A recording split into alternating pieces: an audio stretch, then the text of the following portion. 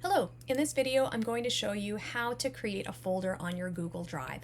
So first you need to log into your Google account, and in order to do that you can go to gmail.com or pretty much any Google site. Once you're logged in, you should see the icon representing your account in the top right corner, and what we're going to look for is this little waffle that it should appear on most Google pages. So when we click here, and if you don't see it, just go to google.com and you'll see it just fine. It's the Drive icon, which is shaped like a triangle, that we're going to want.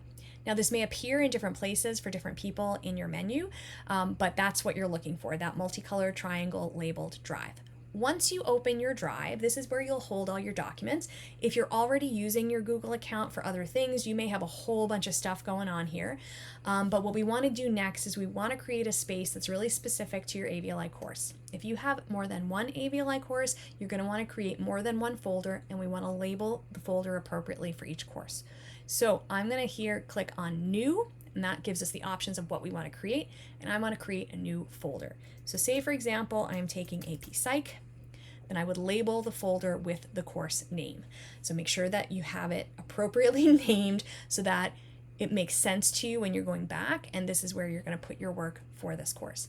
Now if you enjoy or are really specific about how you like to organize things, you can absolutely create subfolders within your AP Psych, Unit 1, Unit 2, Unit 3, however you want to organize it. But it is important that everything's in one place. This way you and your teacher have access to the coursework. We've got a record of everything. If there's ever a submission issue, then you know exactly where your material is, and it's really advantageous a lot in both directions. Okay, so we've created the folder.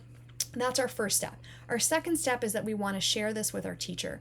Now, if you're using a school-based Gmail account, there may be restrictions on who you're able to share with. So some organizations restrict sharing with outside people. So you may need to either create a personal account or have your tech department whitelist arupevirtual.org to make sure that your teacher has access. So what we're going to want to do here is, if you click on one of the folders, I'm going to highlight my AP Psych folder, and if you look here over on the right, you're going to see the share button, which is this person with the plus sign.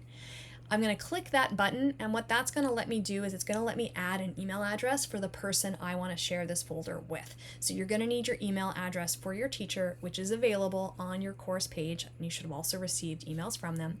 And just pop that email address in the field, and then you'll share the entire folder with them. Now right now, if I click on AP Psych, there's nothing in here. So when you go to actually complete an assignment, you're going to come here, you're going to do something really similar where you're going to create a Google Doc.